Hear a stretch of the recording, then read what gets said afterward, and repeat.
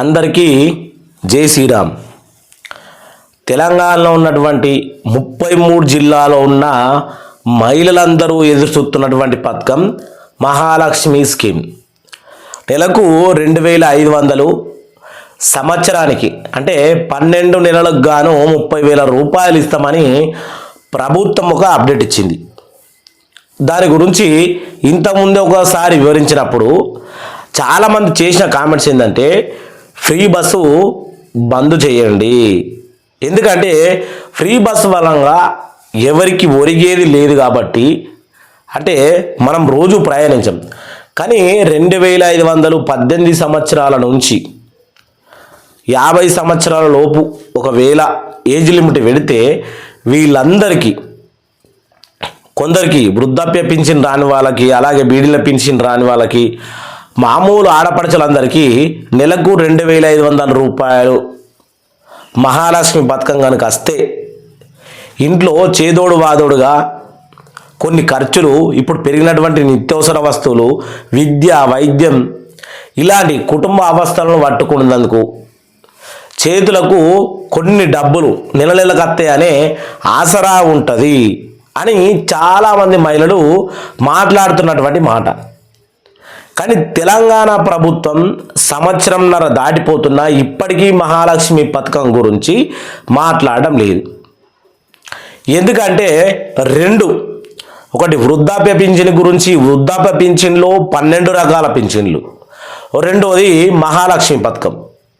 ఇది బీడీలు కానీ వీళ్ళు కానీ ఎవరు చేసేవాళ్ళు లేని వాళ్ళకు ఇస్తామని ఆ రోజు 6 గ్యారంటీలలో ఏదైతే మనకు గృహజ్యోతి పథకంలో 2500, అలాగే మనకు 500 గ్యాస్ సిలిండర్ సబ్సిడీ, 200 యూనిట్ల కరెంటు, ఫ్రీ బస్సు, ఇవన్నీ గృహజ్యోతి పథకంలో భాగంగా ఇచ్చినటువంటి పథకం. మరి ఎవరికన్నా గ్యాస్ డబ్బులు పడుతున్నాయి అంటే ఎవరిని అడుగు గ్యాస్ డబ్బులు అయితే పడతలేవు.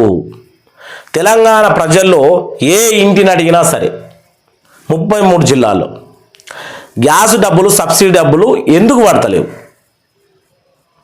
తెలంగాణ ప్రజలను బుడ్డి కొట్టించి ఓట్లు వేసుకొని పబ్బం గడుక్కున్న ఈ కాంగ్రెస్ పార్టీకి సంవత్సరంన్నర గడుస్తున్నా కానీ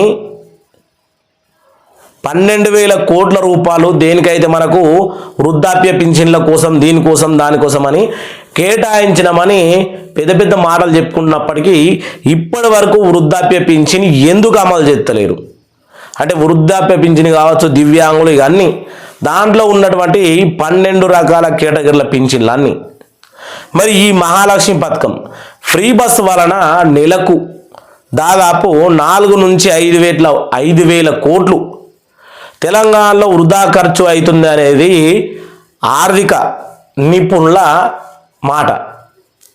మరి నెలకు 4 నుంచి 5,000 కోట్లు ఖర్చు పెట్టి ఫ్రీ బస్సు పెట్టే కంటే చాలామంది లక్షల్లో ఉండరు మహాలక్ష్మి పథకం వస్తే తీసుకుంటోళ్ళు. వాళ్ళందరికీ ఇస్తే వాళ్ళ ఇంట్లో పిల్లలకు, కొందరు ఆరోగ్యం బాగలేక, కొందరికి ఇల్లు గడవక, ఇలాంటి పరిస్థితుల్లో ఉన్న వాళ్ళు కాంగ్రెస్ ప్రభుత్వాన్ని గుండెల్లో పెట్టుకుని యాజెత్తారు కదా. ఎందుకు ఇవ్వడం లేదు?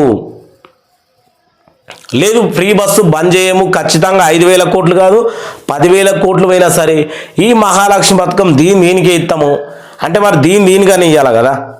సరే, దీని గురించి వచ్చిన అప్డేట్ ఏంది, ఏం కథ అని తెలుసుకోవాలంటే వీడియోని మాత్రం ఎండ్ వరకు చూడాలి. ఎందుకంటే ఓటేసాం కాబట్టి ప్రశ్నించడం మన హక్కు. భారతదేశంలో ప్రధానమంత్రి కాడికి మొదలు పెడితే లాస్ట్కు మన వార్డ్ నెంబర్ దాకా మనం ఓటేస్తే అందరినీ ప్రశ్నించే హక్కు మనకు ఉంటుంది. అందుకనే ప్రశ్న ఇన్ 1. ఫస్ట్ నిన్ను నువ్వు ప్రశ్నించుకో. ఎలా బతకాలి, ఏం చేయాలి, ఎవరిని ప్రశ్నించాలి, మనం ఓటేసిన గవర్నమెంట్ ఏం చెప్తా ఉంది, అసలు ఓటు ఎవరికి వేయాలి, ఈ విధమైన విధానాలు అటు ఆంధ్రప్రదేశ్ కానీ, ఇటు తెలంగాణ కానీ, ఇంకా చూసుకుంటే వేరే వేరే రాష్ట్రాలు కానీ బురుడి మాటలకు బోల్తా పోయిన ప్రజలారా, ఇది మన సవ్య సమాజంలో జరుగుతున్నటువంటి కొన్ని మాటలు ఏంటంటే డబ్బుకు, మందుకు, అలాగే బిర్యానీ ప్యాకెట్లకు లొంగిపోయి మన ఓటు విలువను కోల్పోయినప్పుడు, రాజకీయ నాయకులు మనల్ని ఏ రకంగా వాడుకుంటారు అనేది తెలంగాణలో చాలా స్పష్టంగా కనబడుతుందని తెలంగాణ యావత్ 33 జిల్లాల మంది మాట్లాడుతున్నటువంటి మాటలు. మరి మీరేమంటారో కింద కామెంట్ చేయరి. అసలు మహాలక్ష్మి పథకం గురించి వచ్చిన అప్డేట్ ఏంది, దాని గురించి పూర్తి వివరాలు తెలుసుకుందాం. జూలై నెలలోనే ప్రారంభిద్దామని చెప్తా ఉన్నారు. వీరందరికీ ఓ ఛాన్స్ ఇవ్వాలి. ఎవరు అర్హులు, ఎవరు అనర్హులు, ఎవరికి ఇస్తారో తెలుసుకోండి. చూద్దాం మరి ఎవరికి ఇస్తారు, ఏం కథ, ఎవరు అర్హులు అనేది. మహాలక్ష్మి పథకం మహిళలకు నెలకు 2,500 ఆర్థిక సహాయం, ఏడాదికి 30,000 రూపాయలట. మహాలక్ష్మి పథకంలో అమలుకు సిద్ధము. చూసుకోండి, మహిళలకు నెలకు 2,500 ఆర్థిక సహాయం, ఏడాదికి 30,000. మహాలక్ష్మి పథకం అమలుకు సిద్ధం. తెలంగాణ రాష్ట్రంలో లక్షలాది మంది మహిళలకు ప్రభుత్వం త్వరలోనే భారీ ఆర్థిక సహాయాన్ని అంటే లాభాన్ని అందించబోతోంది. మహిళల ఆర్థిక స్వల్పతత్వాన్ని పెంపొందించాలనే లక్ష్యంతో కాంగ్రెస్ ప్రభుత్వం రూపొందించిన మహాలక్ష్మి పథకం కింద అర్హత కలిగిన ప్రతి మహిళకు నెలకు 2,500 అంటే ఏటా 30,000 నగదు నేరుగా వారి బ్యాంకు ఖాతాలో చేరనుంది. ఏటా అంటే సంవత్సరానికి 30,000 రూపాయలు అక్షరాల. మరి ఎవరైనా అద్దంటారా? ఫ్రీ బస్సు సంవత్సరం నడవుతున్నది, ఎవరికన్నా ఉపయోగం ఉన్నదా? అదే 5,000 కోట్లు కనుక తెలంగాణలో ఉన్నటువంటి మహాలక్ష్మి పథకానికి అర్హులైన మహిళలందరికీ ఇస్తే ఈ 5 సంవత్సరాలు అంటే ఆల్రెడీ సంవత్సరం గడిచిపోయింది, ఇంకా 3.5 సంవత్సరాలు వాళ్ళకు ఇంట్లో జరుగుతున్నటువంటి ఇబ్బందులకు ప్రభుత్వం అండగా ఉంటుంది అనే ఒక ధైర్యం అనేది వస్తుంది. కానీ ప్రభుత్వం ఏం చేస్తూ ఉంది అంటే ఓన్లీ అప్డేట్లతోటి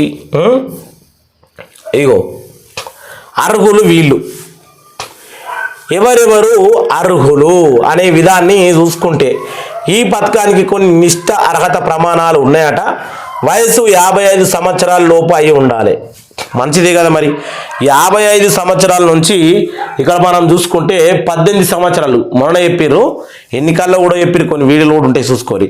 18 సంవత్సరాల వయసు నిండిన యువతి నుంచి 55 సంవత్సరాల వరకు ఈ యొక్క 2,500 రూపాయలు మహాలక్ష్మి పథకం ఇవ్వాలి.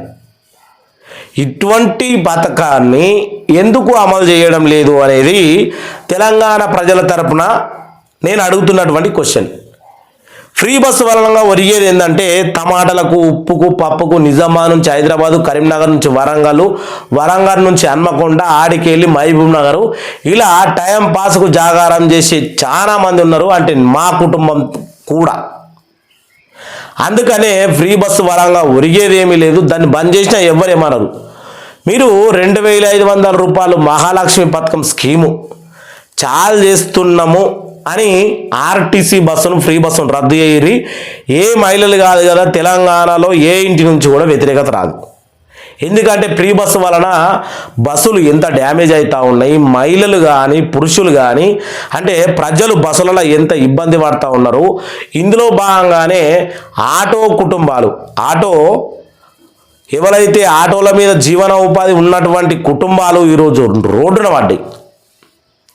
ఈ 2 మేలు ఒకవేళ ఈ ఆర్టీసీ బస్సును బంద్ చేస్తే ఫ్రీ బస్సును ఆటో వాళ్లకు మేలు చేసిన వాళ్ళు అవుతారు. అలాగే ఎవరైతే వెనుకబడిన కుటుంబాలు ఉన్నాయో, బలహీన వర్గాలు ఉన్నాయో, పేద బడుగు బలహీన వర్గాలను మాత్రం చూడు, వాళ్ళందరికీ కడుపు నింపిన వాళ్ళు అవుతారని నేను మీకు తెలియజేస్తున్నాను. అట్లా నేను చూడరు, తెల్ల రేషన్ కార్డు కలిగి ఉండాలి, కానీ తెల్ల రేషన్ కార్డులు వీళ్ళు మంజూరు చేస్తారు కానీ చేతికైతే ఇయ్యరు. అదొకటి. ప్రభుత్వ పింఛను పొందకుండా ఉండాలి. వృద్ధాప్య, వితంతు, దివ్యాంగుడు మొదలైనవి ఏవి తీసుకోకుండదు. కుటుంబ ఆదాయం తక్కువ ఉండాలి. తెలంగాణ రాష్ట్ర నివాసులై ఉండాలి. ప్రమాణాలు ఆధారంగా లక్షలాది మంది మహిళలకు ఈ పథకం అర్హులవుతారు.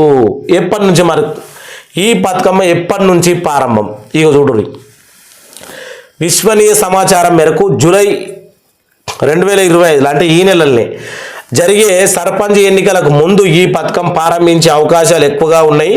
రాష్ట్ర ప్రభుత్వం ఎప్పటికప్పుడు ఆర్థిక సన్నాహాలను ప్రారంభించింది. పథకాన్ని నిబంధనలు, అర్హతలు, అప్లికేషన్ల పైన అధికారుల సమగ్రత విధానాలు రూపొందిస్తూ ఉన్నారు.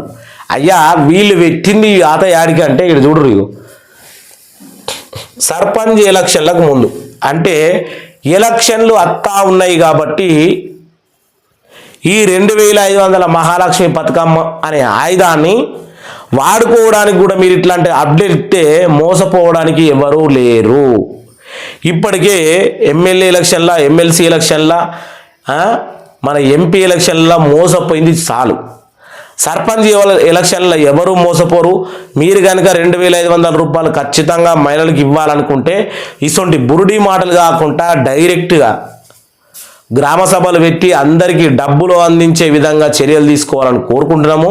తెలంగాణలో ఈ వీడియో చూసినటువంటి ప్రతి ఒక్కరు కింద కామెంట్ చేయాలి. ఫస్ట్ మన ఛానల్ 99 మంది అంటే 99% నాట్ సబ్స్క్రైబర్సే వీడియో చూస్తూ ఉన్నారు. అంటే మన ఛానల్లోని వీడియోలన్నీ 1% సబ్స్క్రైబర్స్ వీడియో అవుతున్నారు. ప్లీజ్ ప్రతి ఒక్కరు సబ్స్క్రైబ్ చేసుకోండి.